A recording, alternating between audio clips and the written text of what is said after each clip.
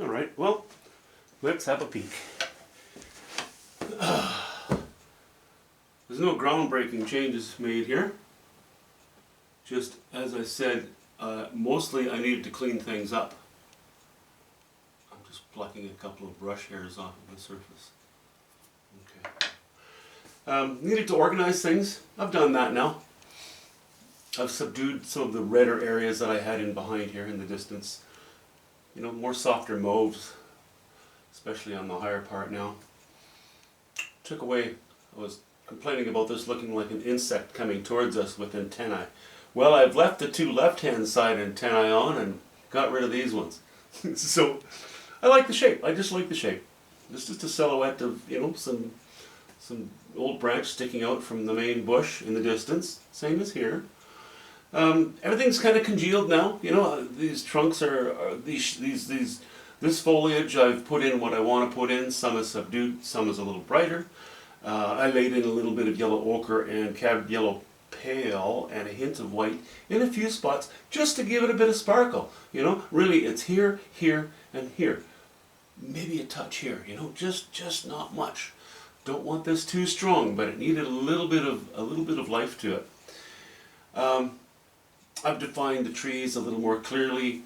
You know, parts were a little iffy, so I've done what I'd like to do. I've gone as far as I want to on them.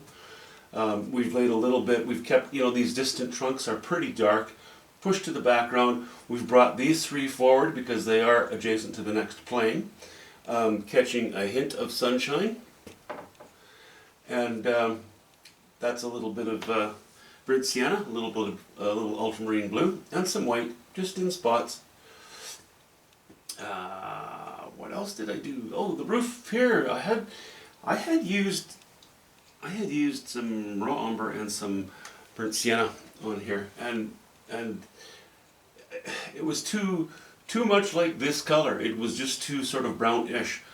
I didn't want it to match the snow color, so I warmed it up a little bit. I've gone over it with titanium white, yellow ochre, a hint of raw umber, and a very little bit of ultramarine blue, just to keep it kind of cool, but higher value. So we have sort of this coming down here. We have this coming down here. I think I'm happy with that. I was tempted to put more light on this bit of fence showing. I thought, no, I think we'll just leave it as it sits. It's towards the edge of the painting. It can be pushed back a little bit. Put a few shapes inside here. You will see those when I zoom in on the painting, but for the time being you probably can't because the camera's backed out a little too far. I'm very tempted to, you know, we have almost two worlds here. We have the world that is from here up, and we have the world that is from here down.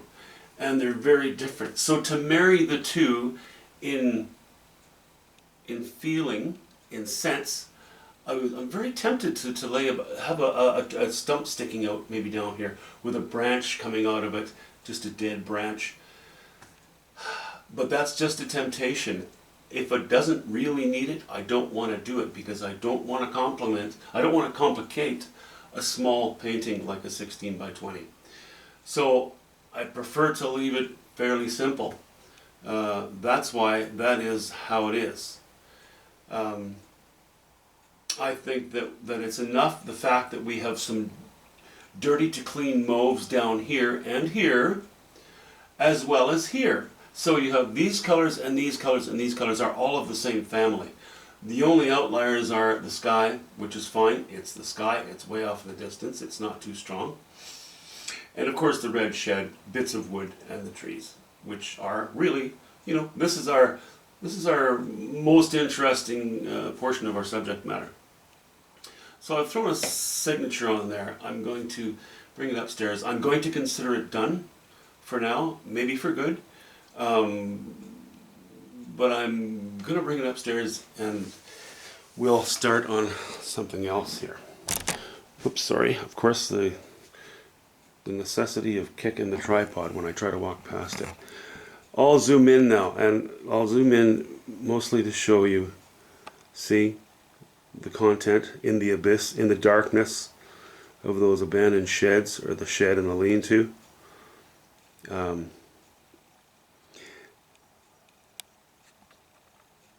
So there's something there. I don't just want to leave it dark. There needs to be content even in there. Actually, especially in there, because, you know, that is really, that's our main event right there. And then added a little bit more sparkle here. We're a little fuzzier, we're a little softer edges. Not quite as organized looking, but you know, there, like just one little bit of cad yellow pale and titanium white and yellow ochre, and suddenly you just have a little bit, but it's enough sparkle. Takes the flat out of a two-dimensional surface.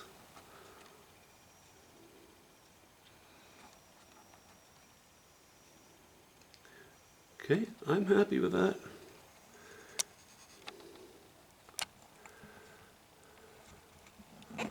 I'm actually quite enjoying working with the 16 by 20 inch format. It's always been one of my favorites. Don't know, just like the proportion.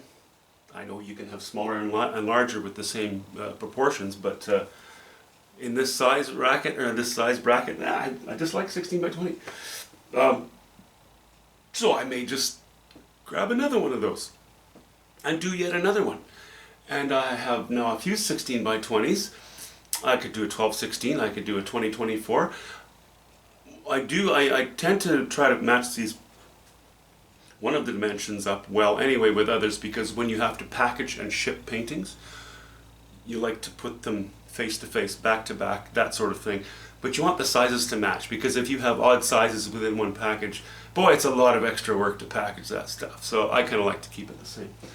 But I'm not done. I'm not sick of 1620s for the moment. I'll probably, we'll see if the art store is open tomorrow. I'll probably grab another one. If not, then I'm going to have to find my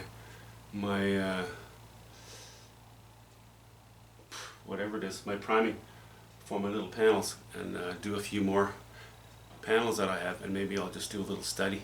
But now next, the plan is another 1620. Hope you had a good Christmas Eve. I had a great one with my family, and now we just have, you know, a few easier days. A lot of people have time off of work between Christmas and New Year's, and that goes for my wife as well.